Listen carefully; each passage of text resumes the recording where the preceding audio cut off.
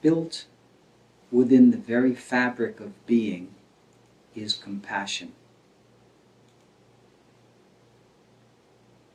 Compassion is not an emotion or a feeling, but an actual quality of being itself. The precondition for tasting that level of compassion is to dive into being, to open up into the silence of the self, and to feel what actually is characteristic of existence itself. Of course, compassion can also be seen in terms of discrete acts of kindness, being nice to people in an intentional way, and in many other forms as well. But the quality of compassion that actually enlivens your consciousness as a whole is the one that is connected to the very fabric of your intelligence. Intelligence, therefore, is compassion. Your compassion is in the form of your intelligence, in the depth of your mind. So we move then from compassion that is demonstrated through action to compassion that is radiated out of the heart of consciousness, the center of being. That's the most powerful form of compassion.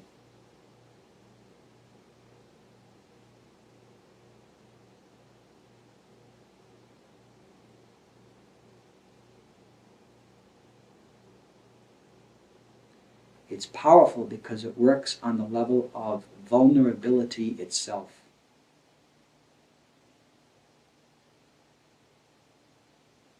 Dissolving that place where separation occurs, the kind of separation that traumatizes people and hurts them.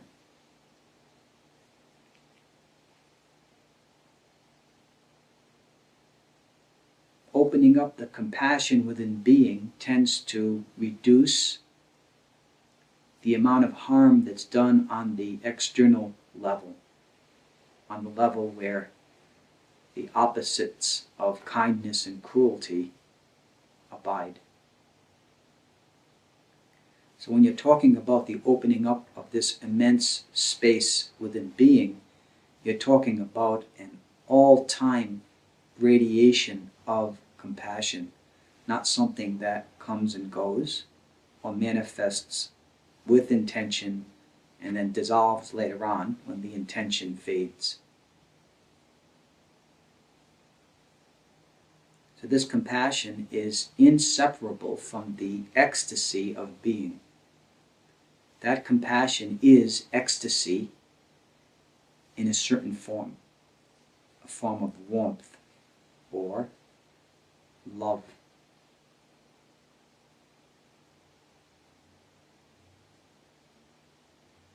Most human beings open up a tiny aspect of this deeper level of compassionate, radiant consciousness.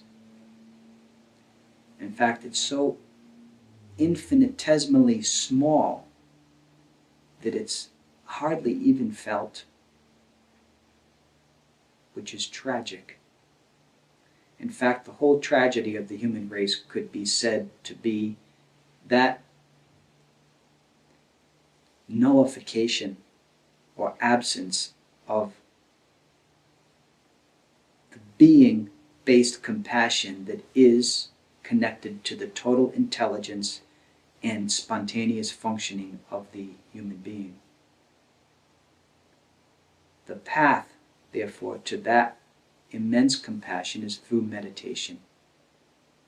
Only meditation can open up that field in its fullness. Only the descent or dissolution of the mind into its prior essence can make the conditions ripe for the dawning and expression and radiation of that kind of compassionate force. Under such a condition, compassion will become a form of darshan. It will communicate something, a sighting of the entire reality of pure consciousness.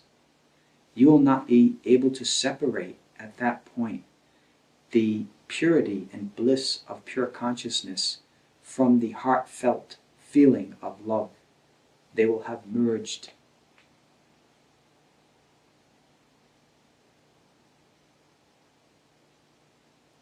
In this instant, we are watching for the birth of that compassion. As we side with our meditation-based approach, or our approach through self-observation, or self-inquiry, or simply remaining with what is. All of those summarize the innocence, the prerequisite toward the opening into this spiritual fullness.